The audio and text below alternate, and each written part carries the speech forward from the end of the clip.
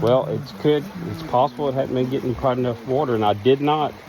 I'm a week or so behind feeding them, so, but I thought maybe I was overfeeding them, so I kind of intentionally let off. Yeah, I mean, I guess if it's getting enough rain, you don't really need to constantly feed it, right? You wouldn't think. Yeah. All right, 6-week update. Something has killed a few of them kind of close to the root ball on both sides. So 2 different kinds of plants. I don't know what that is. It's the first time we've seen that. So, yeah, anybody's got any ideas? I just fed them again. The